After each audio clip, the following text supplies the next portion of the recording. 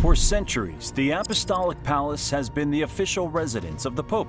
Newly elected popes would move into its lavish apartments almost immediately, stepping into a space that symbolized the weight of their authority. But in March 2013, something unexpected happened. Pope Francis, the newly elected head of the Catholic Church, refused to move in. At first, many thought it was just a temporary adjustment, a short stay at Casa Santa Marta, the Vatican guesthouse where he had resided during the conclave. Popes often needed time to transition into their new role, so no one questioned his choice, at least not yet. Days turned into weeks, and still Pope Francis had not packed his bags for the Apostolic Palace. The Vatican elite began to grow uneasy. Officials whispered in hushed tones, wondering what was going on. Would the Pope reject the traditions of the Church? Some saw his reluctance as a radical break from history, a decision that could shake the very image of the papacy. Yet Pope Francis remained unmoved. Finally, after weeks of speculation, he made his decision clear. He would not be moving into the Grand Palace. Instead, he would stay in Casa Santa Marta permanently. The Vatican was stunned. No pope in modern history had done this. Some officials feared it would weaken the image of the papacy, making the leader of 1.3 billion Catholics seem too ordinary. But for Pope Francis, that was exactly the point. He didn't want to be distant from the people, he wanted to live among them. So, what is this place exactly? Casa Santa Marta, officially known as Domus Sanctae Marthae, is a 5-story guesthouse within Vatican City. Unlike the grand and historic Apostolic Palace, where popes traditionally lived, Casa Santa Marta is a modern, functional building designed to offer both comfort and simplicity. Located near St. Peter's Basilica, it was originally built in 1996 under Pope John Paul II's direction to serve as a residence for visiting clergy and Vatican officials. One of its primary functions is to house cardinals during a papal conclave, the sacred and secretive process of electing a new pope. During a conclave, the cardinals, who are responsible for choosing the next leader of the Catholic Church, reside in private rooms within Casa Santa Marta. The building provides them with a secure and comfortable environment as they engage in intense prayer, discussion, and voting. Each day, they follow a strict routine. In the morning, they attend Mass in the chapel, followed by discussions and reflection. The actual voting process takes place in the Sistine Chapel, where ballots are cast in secrecy. After each round of voting, the results are burned, producing either black smoke, indicating no decision, or white smoke, signifying that a new pope has been chosen. Between voting sessions, the cardinals return to Casa Santa Marta for meals and rest, maintaining an atmosphere of prayerful discernment. While they are housed here, they are completely cut off from the outside world. No phones, no newspapers, and no communication with outsiders, ensuring the confidentiality and sanctity of the election process. Beyond conclaves, Casa Santa Marta functions as a guesthouse for high-ranking clergy and church officials visiting the Vatican. It contains 130 rooms and suites, including Pope Francis's private apartment, which is far more modest than the papal apartments of the Apostolic Palace. His living quarters consist of a simple bedroom, a small sitting room, and a private bathroom. Unlike previous popes who lived in isolation within the palace, Francis prefers to reside among others, sharing common spaces and dining with fellow residents. The building itself features a large communal dining hall where the Pope takes his meals alongside Vatican staff and visiting clergy. There's also a chapel where daily Mass is held, as well as meeting rooms, lounges, and a library. These spaces allow guests to engage in both formal discussions and moments of quiet reflection.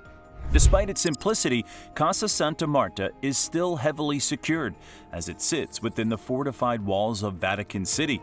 The Swiss Guard and Vatican security personnel closely monitor the building, and access to the Pope's private floor is restricted.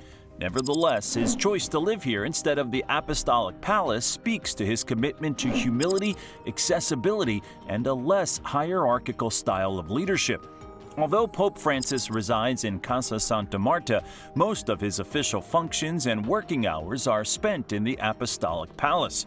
While he has chosen a more modest residence for his personal life, the Apostolic Palace remains the primary site for papal audiences, official meetings, and major administrative duties.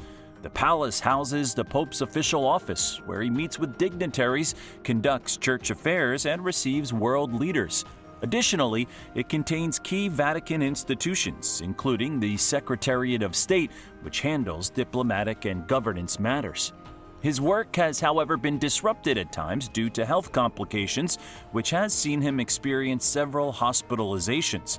While Casa Santa Marta has provided him with the convenience of closer medical attention and accessibility, there have been instances where his condition required extended stays at Gemelli Hospital, one of Rome's leading medical centers. In February 2025, Pope Francis faced one of his most serious health battles yet. He was admitted to Gemelli Hospital after suffering from a complex respiratory tract infection, which worsened into double pneumonia affecting both lungs. Doctors described the condition as a polymicrobial infection, meaning it involved multiple pathogens, making treatment especially difficult. At one point, his doctors even considered stopping treatment, believing his condition was too severe to recover. However, with the support of his medical team and his assistant, Massimiliano Strapetti, they continued aggressive treatment, which ultimately saved his life. His 38-day hospitalization was the longest of his papacy. During this time, he was placed on high-flow supplemental oxygen, and his condition fluctuated between stable and critical.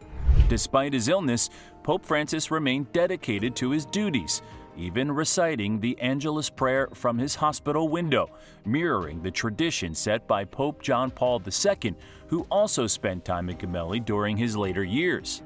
However, despite his preference for a humble residence, Pope Francis still wields immense power, both spiritual and political. As the leader of the Catholic Church, he holds authority over 1.3 billion Catholics worldwide, influencing not only religious doctrine but also global humanitarian efforts. His encyclicals, such as Laudato Si, addressing climate change and social justice, have shaped international conversations and policies. His diplomatic influence extends to heads of state, international organizations, and global conflicts, where his calls for peace and meditation have carried significant weight. He has played a crucial role in several major geopolitical and religious events. In 2014, he facilitated renewed diplomatic relations between the United States and Cuba, breaking decades of Cold War-era hostility through behind-the-scenes negotiations. His 2019 visit to Abu Dhabi marked a historic moment in interfaith dialogue, as he became the first pope to visit the Arabian Peninsula, signing the document on human fraternity with the Grand Imam of Al-Azhar to promote peace between Christians and Muslims. Additionally, his 2015 address to the U.S. Congress emphasized the moral urgency of tackling climate change, economic disparity, and immigration reform, leaving a profound impact on global policymakers.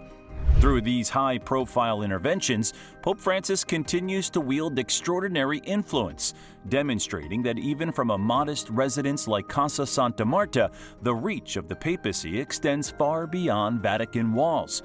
Given the Pope's immense influence and the significance of his role, ensuring his protection is a matter of utmost priority. Within Vatican City, a combination of traditional and modern security measures guarantees his safety. The Swiss Guard, a historic yet highly trained force, serves as his personal security detail, donning their distinctive uniforms while remaining equipped with modern surveillance technology and tactical expertise. Beyond them, an advanced network of surveillance cameras, secure perimeters, and reinforced access points safeguards the Pope's movements within the Vatican. Beyond Vatican City, the Pope has access to several other residences. One notable retreat is Castel Gandolfo, a picturesque estate in the Alban Hills, about 15 miles from Rome. This summer residence has served popes for centuries, offering a peaceful escape from the pressures of Vatican City. However, Pope Francis has largely chosen not to use it, opening it to the public as a museum instead. The contrast between the Vatican's grandeur and the Church's mission to serve the poor is both striking and symbolic. While the Apostolic Palace houses priceless works of art, Pope Francis's choice to live in Casa Santa Marta underscores his call for a church of the poor. This juxtaposition raises important questions. How does the church reconcile its immense wealth with its commitment to social justice? For Pope Francis, living humbly is his way of addressing this tension. What do you think? How does the Pope's choice of residence reflect his role as a spiritual and political leader? Let us know in the comments.